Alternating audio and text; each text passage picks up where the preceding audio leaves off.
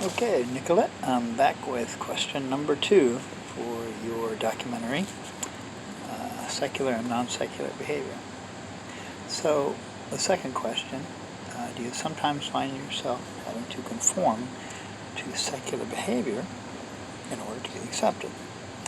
I would say a lot of times that happens when you're in conversations with people who may not be of the same faith as you, out in public.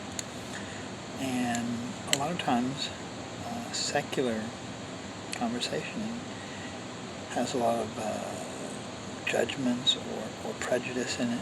We all have our prejudices, our biases, our opinions. And so, a lot of times in conversations like that, where I would be more apt to, where I would want to, quote scripture, give the laws of God on how it applies to these things that we're talking about, whatever the conversation may be.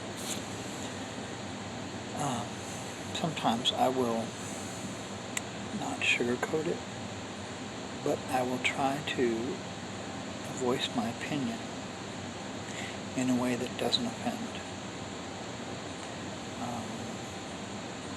As the world teaches, the secular teaches tolerance and inclusion, and those things can be good in moderation. However, if you take it to an extreme, then it becomes secular behavior, not non-secular.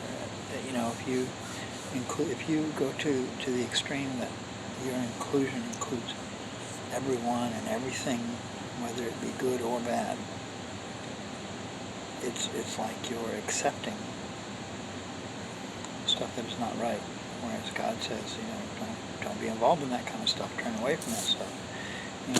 Hey, I'm not judging you.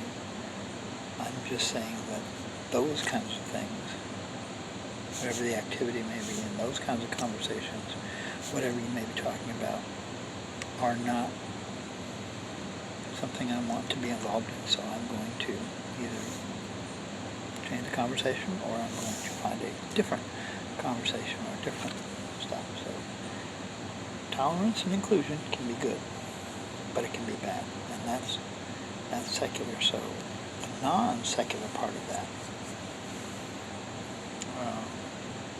you sometimes find yourself including more or tolerating more than you would otherwise if dealing with non-secular people than secular.